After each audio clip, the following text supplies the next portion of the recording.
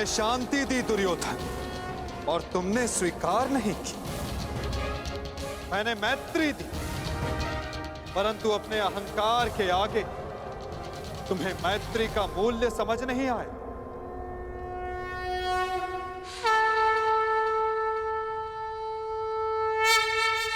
मैं प्रेम लाया था, परंतु तुमने युद्ध मांगा दुर्योधन। तो सुनो, अब युद्ध होगा।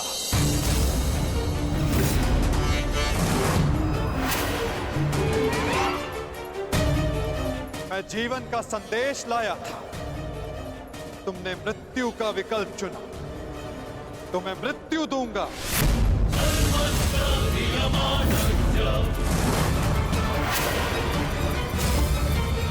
तुम्हें अनुमान नहीं दुर्योधन कि यह युद्ध कितना भयंकर होगा। महासंहार होगा, पापियों के प्रत्येक भागीदार का अंत होगा ये महाभारत।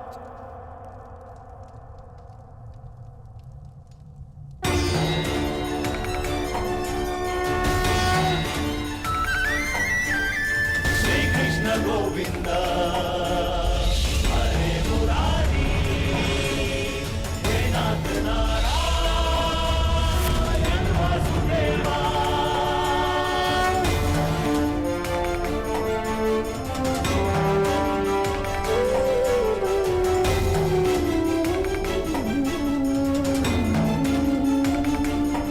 अश्वत्थामा, हे नाथ नारायण वासुदेवा, श्री कृष्ण गोविंद हरे मुरारी, हे नाथ नारायण वासुदेवा, श्री कृष्ण गोविंद हरे मुरारी। बाण संधान करो पार्थ, मुक्त करो राधे को। हरे मुरारी, हे नाथ नारायण वासुदेवा, श्री कृष्ण गोविंद हरे मुरारी, हे नाथ नारायण वासुदेवा। सभा में इतनी शांति क्यों है? कोई बताएगा मुझे, आखिर हो क्या रहा है? सत्य देखने के लिए तन के दृष्टि की नहीं, मन के दृष्टि की आवश्यकता होती है धृतराष्ट्र। नियति ने तुम्हें दृष्टि नहीं, परंतु आज इस क्षण के लिए मैं तुम्हें दृष्टि देता हूं। कदाचित तन की दृष्टि से देखकर तुम मन की दृष्टि का सत्य समझ पाओ धृतराष्ट्र।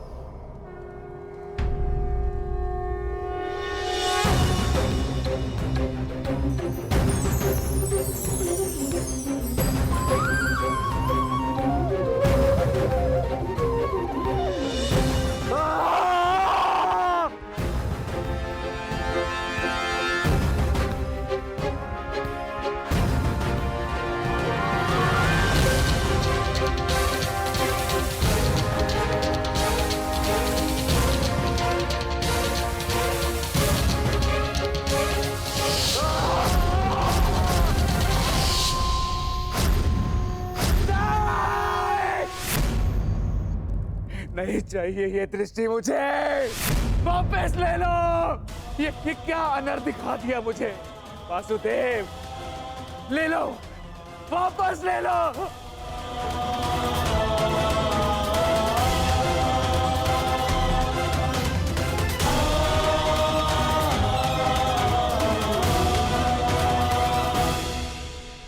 जो सबने देखा वही अंत है और वही नया प्रारंभ।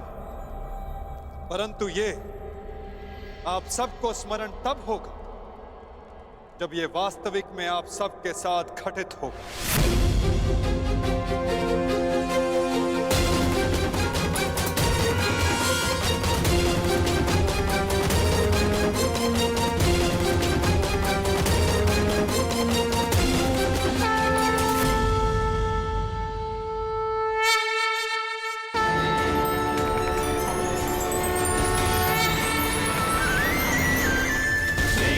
गोविंद हरे मुरारी,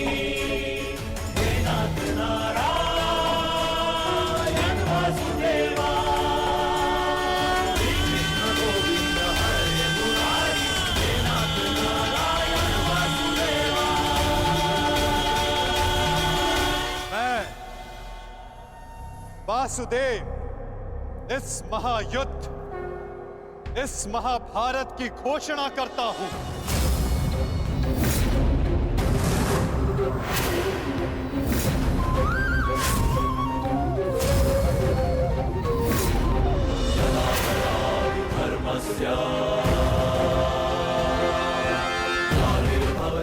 स्मरण रखना दुर्योधन, तुम्हारे इस अभिमान के साथ साथ तुम भी इस धरा पर ऐसे गिरोगे कि कभी उठ नहीं पाओगे। इस महाहिंसा, इस महाविनाश के उत्तरदायित्व का बोझ तुम अपने साथ दूसरे लोक लेकर जाओगे दुर्योधन।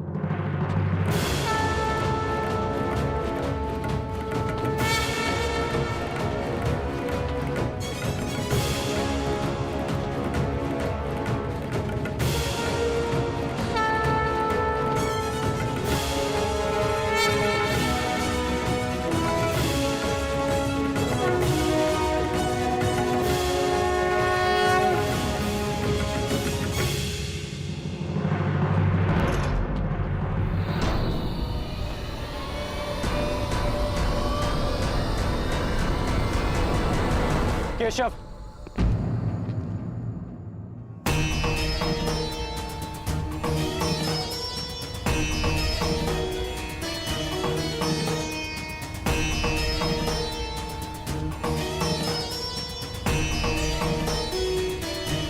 मुझे सदा से भान था कि आप साधारण मनुष्य नहीं हैं।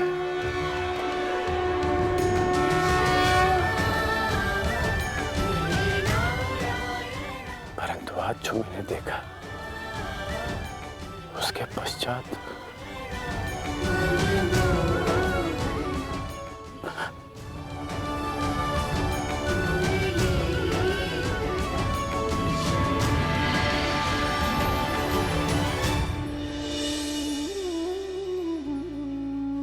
मेरे साथ आओ मित्र। ये स्थान अब वार्ता करने के लिए उचित नहीं रहा। यहां शब्दों का कोई मोल नहीं। यहां शब्द केवल सुने जाते, समझे नहीं जाते। आओ मेरे साथ।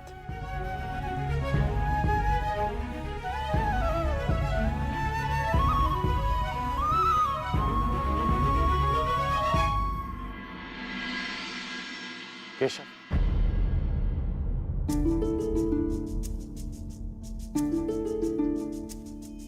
शांति न्याय एक बार आप मेरे सारथी बने थे, आज ये गौरव मुझे दीजिए केशव। बुद्धि कर्म प्रीति में तुम्हें सारथी के रूप में पाकर गौरवान्वित तो मैं हो जाऊंगा मित्र। कृष्णा कहो या कर्ण कहो, है दोनों एक समान। ठीक है। कृष्णा कहो या कर्ण कहो, है दोनों एक समान।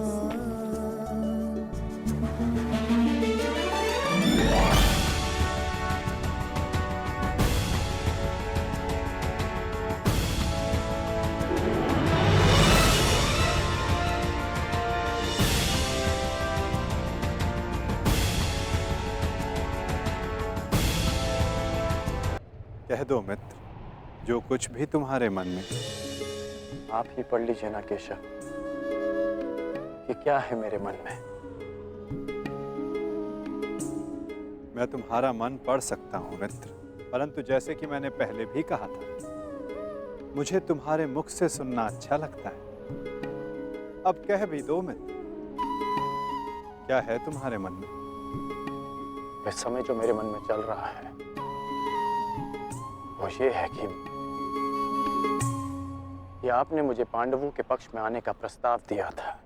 हाँ, और तुमने उस प्रस्ताव को अस्वीकार कर दिया था। हाँ, परंतु मैंने कभी नहीं सोचा था कि मेरा ये निर्णय मुझे आपके विपक्ष में खड़ा कर देगा केशव। आपको तो युद्ध का परिणाम पता है ना केशव। किसी अनहोनी के होने से पहले उसका ज्ञात हो जाना, क्या वो आपको पीड़ा नहीं देता केशव? मनुष्य संतोष से इसलिए जीता है क्योंकि वो नहीं जानता कि अगले पल क्या होने वाला है। वो नहीं जानता कि वो जीवित रहेगा या वो मर जाएगा। परंतु यदि उसे ज्ञात हो जाए कि अगले पल क्या होगा या वो कब मर जाएगा, तो आपको नहीं लगता कि उसके आने वाले पल भय और चिंता में बीतेंगे?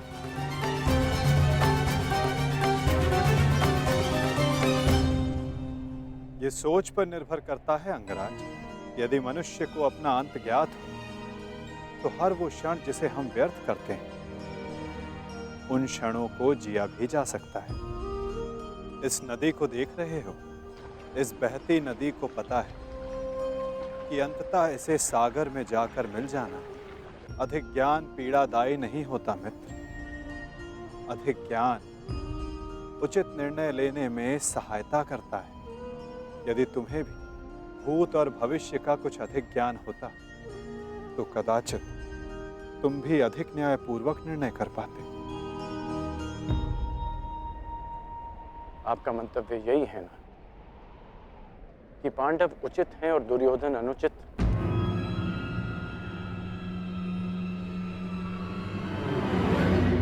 क्षमा कीजिएगा, परंतु मैं आपकी इस बात से सहमत नहीं हूं।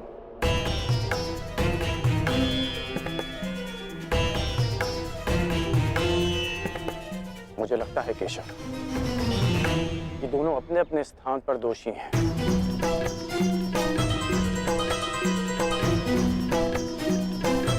और इसी कारण से दोनों अपनी अपनी दृष्टि में निर्दोष और सही हैं।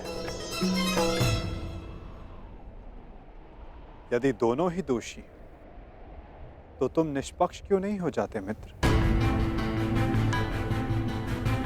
क्योंकि मुझे लगता है कि दुर्योधन युधिष्ठिर से कहीं अधिक सक्षम शासक सिद्ध होगा। इतने अधर्म करने के पश्चात भी? हाँ, क्योंकि वो युधिष्ठिर की भांति धर्मराज होने का ढोंग नहीं करता। आप ही बताइए केशव कि जिसने स्वयं की पत्नी को दांव पर लगा दिया हो, जिसने द्यूत के कुचक्र से निकलकर स्वयं को द्यूत में फिर से फंसा लिया हो, वो कैसा धर्मराज?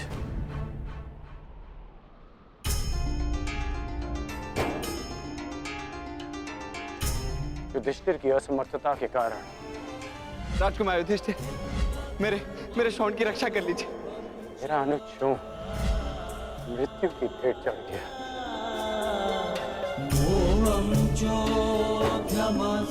जब मुझे सूतपुत्र कहकर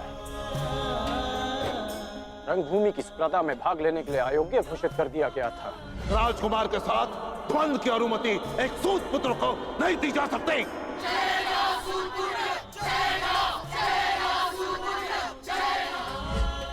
तब भी धर्मराज का धर्म मौन था। ऐसे में दुर्योधन ने मेरा हाथ थामा, जिसे आप अधर्मी कहते हैं। आज मैं अंगराज हूं, परिवर्तन के लिए खड़ा हूं। वो केवल दुर्योधन के कारण केशव।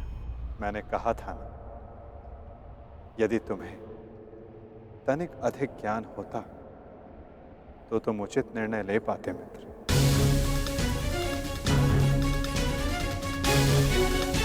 मैं समझा नहीं। तुम सदा स्वयं को सूत पुत्र समझते आए हो कर्ण, और यदि तुम्हारा ये ज्ञान मिथ्या हुआ तो? मिथ्या? हाँ कर्ण, क्योंकि तुम्हें तो पता ही नहीं कि तुम वास्तव में हो कौन। मुझे ज्ञात है कि मैं कौन हूं, और मुझे गर्व है कि मैं अधिरथ पुत्र कर्ण हूं, राधे पुत्र कर्ण हूं, सूत पुत्र कर्ण हूं।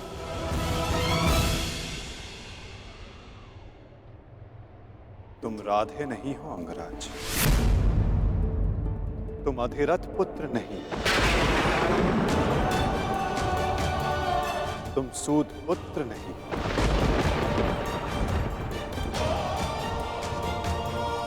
तुमने कभी ये नहीं सोचा कर्ण कि एक सूत पुत्र के शरीर पर दिव्य स्वर्ण से मणित कवच और कुंडल क्यों है?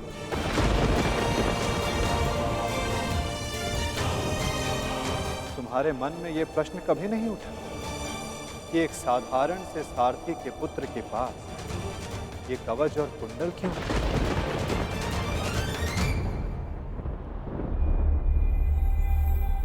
क्या तुम ये सोचकर कभी व्याकुल नहीं होते कर्ण कि तुम शेष से इतने भिन्न क्यों हो? तुम सूर्य पुत्र कर्ण, सूर्य पुत्र कर्ण, सूर्य पुत्र कर्ण, सूर्य पुत्र कर्ण।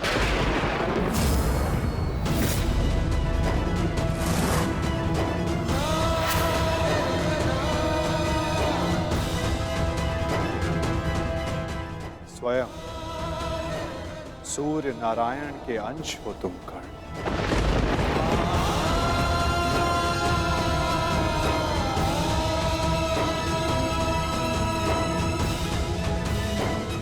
यह सत्य है, मेरे पिता अधिरथ हैं, और मेरी माता राधा। सत्य से भागो मत कर्ण, और सत्य यही है कि अधिरथ तुम्हारे पालक पिता हैं। तुम उन्हें गंगा किनारे मिले थे, कभी सोचा नहीं कि क्यों सूर्य का तेज तुम्हारे मुखमंडल पर रहता है? कभी अनुभव नहीं किया मित्र कि क्यों सूर्य का ताप तुम्हारे शरीर पर स्निग्धता का अनुभव कराता है? तब भी समझ नहीं आया तुम्हें जब दिग्विजय करते समय पांचाल युद्ध में क्यों शत्रु पक्ष पर सूर्य देव का ताप बरस रहा था? क्योंकि तुम अधिरथ पुत्र नहीं, तुम सूर्य देव का आशीर्वाद हो कर्ण।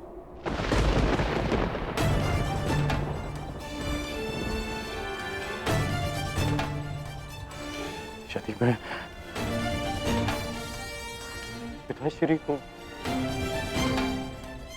गंगा किनारे मिला था तो मेरी माता को कर्ण, अपनी माता से बहुत पहले से भेंट करते आ रहे हो तुम कर्ण, क्योंकि रक्त सदा रक्त का सम्मान करता है। कभी सोचा है कि वो कौन है जिनके समक्ष आते ही तुम्हारी दृष्टि उनके पांव की ओर चली जाती है? वो कौन है जिनसे हर युद्ध से पूर्व उनका आशीष लेने का तुम्हारा मन करता है? कौन है कर्ण जो सदा तुम्हें अपने पुत्रों के समान प्रेम करती है? वो कौन है जिनकी आंखें तुम्हें देखते ही भर आती हैं? अर्जुन से द्वंद्व होने के पश्चात भी तुमने कभी पांडवों का अहित नहीं चाहा, कभी उनकी रक्षा की, कभी उन्हें चेतावनी दी। क्यों कर्ण?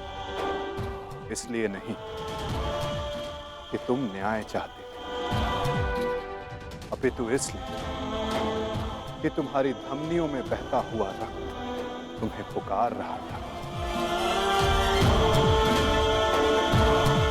हाँ कर्ण, तुम राधे नहीं, कुंती पुत्र हो,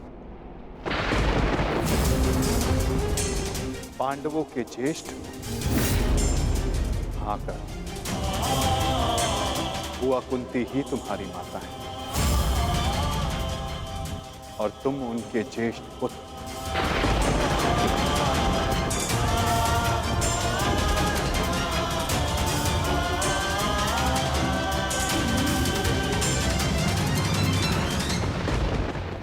ये सत्य नहीं है। कह दीजिए केशव कि यह सत्य है। आप चाहते हैं ना कि मैं पांडवों के पक्ष में हो जाऊं, अपने मित्र का साथ छोड़ दूं, इसलिए आप मेरे साथ छल कर रहे हैं। आप छल कर रहे हैं मेरे साथ। यदि मेरा कथन तुम्हें छल लगता है मित्र, तो जाओ स्वयं उनसे जाकर पूछो जिनके नाम से तुम संसार को अपना परिचय देते हो। भद्र, अधिरथ और देवी राधा से जाकर पूछ लो।